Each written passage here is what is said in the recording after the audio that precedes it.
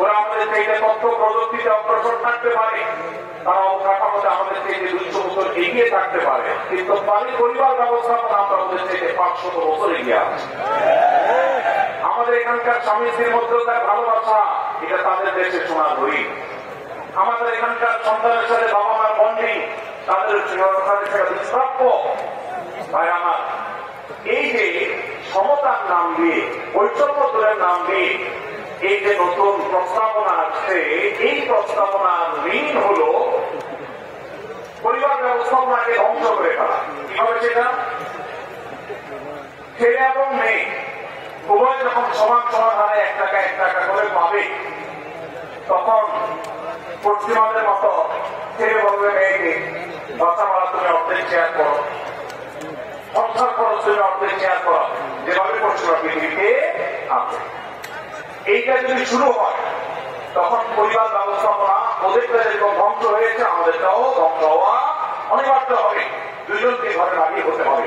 এটা হল স্বামী স্ত্রীর মধ্যকার রেশারেশি শুরু হওয়ার একটা সূচনা, একটা সূত্রপাত, যে তোমার কাছে 2 টাকা আছে, আমার কাছে 2 টাকা আছে, তাহলে সংসার খরচ আমি দিলে তুমি কেন দিবা না, তোমাকেও দিতে হবে। এখন আল্লাহ রাব্বুল আলামিনকে সুন্নাতুল্লাহি ফিল আরদ, পৃথিবীতে আল্লাহ যে নিয়ম রেখেছেন, পুরুষরা বাহিরের দিকটা সামলায়, মেয়েরা ভিতরের দিকটা সামলায়। পুরুষরা বাহিরের জগৎটাকে দেখে, মেয়েরা ভিতরের জগৎটাকে দেখে। এই যে বন্ধন, এই বন্ধনের মধ্য দিয়ে যে পরিবার ব্যবস্থাপনা মানব সভ্যতার শুরু থেকে আজ পর্যন্ত আসছে, এটা ভিন্ন পথ এক্সপেরিমেন্ট করে চালিয়ে, পরীক্ষা চালিয়ে পশ্চিমরা ফেইলিওর হয়ে গেছে, ব্যর্থ হয়ে গেছে। এখন আমাদের সমাজকে ব্যর্থ করার অপচেষ্টা এদেশে তাদের কিছু দূষণরা করছে এবং তারা এখানে লিপ্ত আছে। বিধায় আমাদেরকে চোখ কান খোলা রাখতে হবে। কোরআনে কারিমের আইন, কোরআনে কারিমের বিধান এমনিতেই তো নাই যে 2-1টা সমাজের খাদে ভাজে আছে, এগুলাকে ধুয়ে পরিষ্কার করার যে শয়তানের ষড়যন্ত্র, মীমাংসা, এটা ইনশাআল্লাহ এদেশের মানুষ বাস্তবায়ন করতে দিবে না।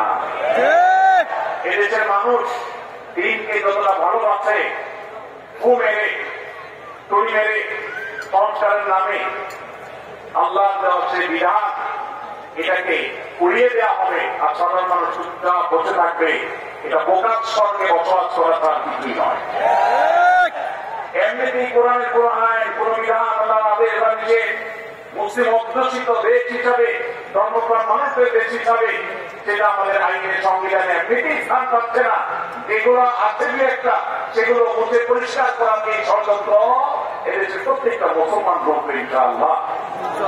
ভাইরা আমার, এই জন্য আমাদেরকে চোখ কান খোলা রাখতে হবে, আমাদেরকে সতর্ক থাকতে হবে। তবে সেই জন্য আমাদের এও মাথায় রাখতে হবে, মা বাবার সম্পদে বলতে অধিকার, এটাকে আমরা অনেক পুরুষরা